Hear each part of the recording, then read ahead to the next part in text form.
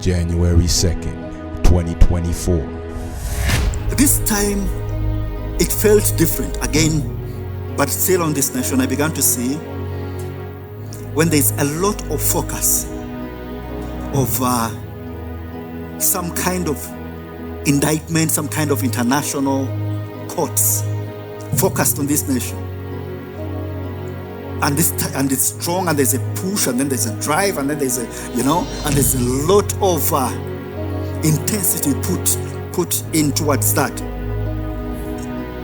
And that was still on this nation.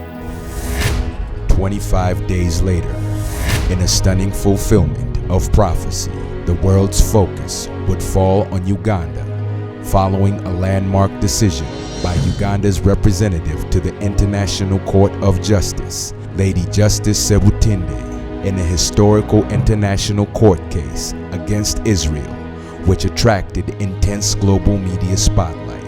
Controversy that has Uganda in the eye of the storm, so to speak, regards the dissenting view or opinion by our very own Julia Sebutinde. That is the judge who is one of 16 at the court. Uganda's Julia Sebutinde and Israel's Justice Aaron Barak were the only two judges on the 17-member court who had dissenting opinions to most of the International Court of Justice decisions.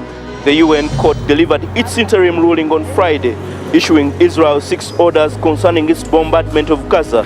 Justice Julia Sebutinde, in her dissent, argued that South Africa has not demonstrated that the acts allegedly committed by Israel were committed with genocidal intent. The Ugandan Lady Justice Julia Sebutinde firmly and unanimously voted in favor of Israel, despite intense pressure, including renouncement from her own country, for almost single-handedly opposing South Africa's proposed indictment on Israel for genocide and war crimes against Palestine, causing a worldwide uproar in a spectacular fulfillment to the prophecy. In a recent development at the International Court of Justice, Ugandan Judge Julia's stance on Israel's case against South Africa has sparked controversy. Uganda says the ruling by Justice Julia Sebutinde does not represent the Kampala government's position on the situation in Gaza.